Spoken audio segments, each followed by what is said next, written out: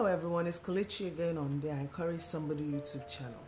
As you all know, I have to get the formalities out the way first. So, if this is your first time here, please go ahead and like the video, hit the subscribe button at the corner of the screen, and share this video or any other one that catches your fancy. If you're a regular here, thank you so much for supporting me. Also go ahead and like and share the video, and if you're not subscribed, please go ahead and do so. So my topic today is, how much is your conscience worth?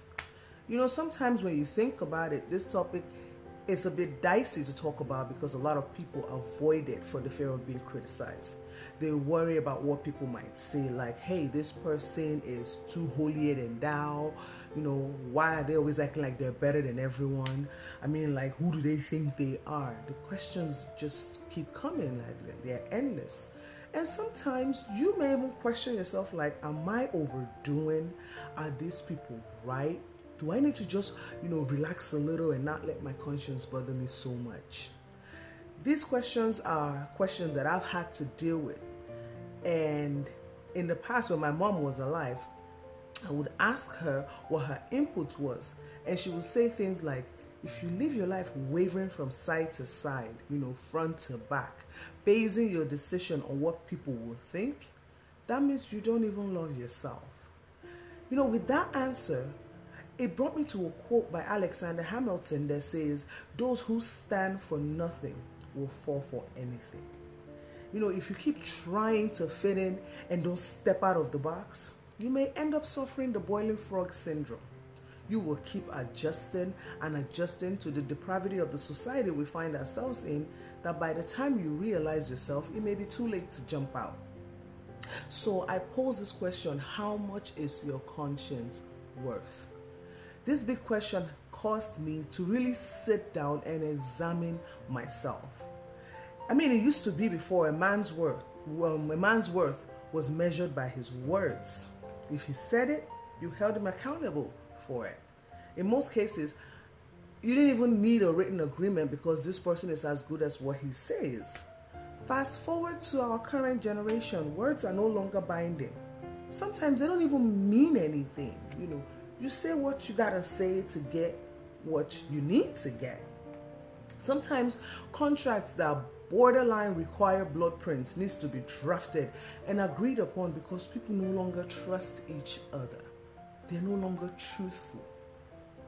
We end up having people like dishonest lawyers and corrupt judges. And even in the Christendom today, we find people who find telling the truth difficult. It used to be that sometimes when somebody borrows you something, you know that you have to bring it back. Or maybe you have a co-worker that's like a brother or sister to you and they did something nice to you. You look for ways to reciprocate that kindness with another kindness. But now, everybody's looking out for themselves. What can I get? Who can I screw over? Nobody wants to help the next person. People no longer care. I still pose this question: what is your conscience worth? What is it really worth? Do we even still have one, or has the meaning changed over time? How quick are we to sell out the next person for our own betterment or to promote to the next big thing? If you don't need something, must you get it because it is available to you? A lot of times, some people go get government assistance because it's there, not that they need it. They get it because they can lie. They bag up their conscience, put it under lock and key, and go get that unneeded help, that unneeded assistance. And then there is somebody who the system kicked out because it's overloaded and can't help that person because you have something you don't need. People are so detached from one another. It becomes so hard and so far in between to find somebody with a good conscience. And even when you do find that person, we find it difficult to accept that this person is good because the in-between is just too far apart. Imagine maybe driving and somebody hits you. What's the first thing you do? You pick up the phone, you call the police, you bring out your phone, you take pictures of the license plate of the person, their children, their dog, cat, anything that was present at the time of the accident. Why? because you don't trust that this person will fix your car or this person will stand by their words. There are times that if somebody hits you, both of you get out the car, exchange numbers, and the offender will do their best to remedy the situation. The other day, somebody rear-ended my husband on his way back from work. You would think that this person would at least check on the person he just hit. He backed his car up and fled the scene. I don't know what his reasons were, but how can his conscience have allowed him to flee the scene of an accident he caused? What if the person in that car was injured and you fled the scene? What if the person you hit was in dire need and needed that car to go to work or to attend whatever it is they needed to attend to?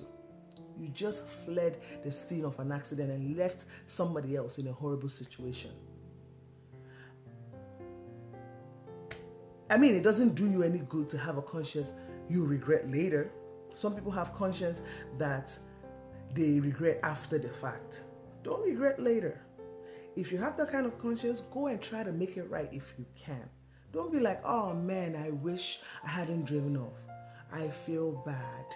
I wonder if the person is okay. If you can, make it right and stop having a delayed response conscience. I've heard people say, sometimes the system or the law makes it difficult for someone to do the right thing. Well, you can't always blame everyone or everything, because it is that same law and system that governs everybody, and you're still able to find people with good conscience. I've heard people tell stories, horror stories about their visit to a hospital, and they were treated like animals because some health professionals lack the empathy and good conscience. Wounds are treated shabbily, tools are left in people. People die from unnecessary complication from a doctor who has seen, so many sick people that he or she have detached themselves from the cause of humanity. The conscience is gone. They just don't care. They're all about that money. Everyone is out to get the next person. You get a plumber to your house to come clean out a blocked pipe, and they price gouge you. Because right now, it's all about the Benjamins. Unfortunately, it's a word in a system that has evolved to a place where dog eat dog. Nobody can survive anymore without gouging, overpricing, and tearing down the next person. If you truly want to be an honest business person, you won't really make the money, because in this day and age, good guys now finish last. The early birds no longer eat the fattest worms anymore, because some birds didn't even go to bed. It's a word that no longer sleep. Forget the worms. People are now looking for things under the soil that they have no business looking for. The worms are gone. They're extinct. No good conscience anywhere in their existence. So today I pose a question, a thought-provoking question. What is your conscience really worth? I encourage you today to sit and really think about it. Let's not have that boiling frog syndrome where we continually adjust to things around us that we know that are sometimes not beneficial to the furtherance of humanity. Let us really think about where our conscience, what is really worth. And until next time, you guys, if you have any comments, suggestions, you can go ahead and leave it at the bottom of the video.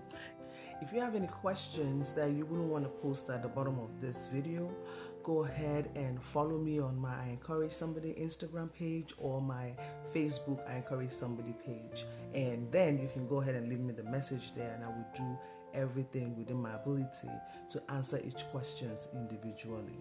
And until next time, people, make sure you have a wonderful rest of your day.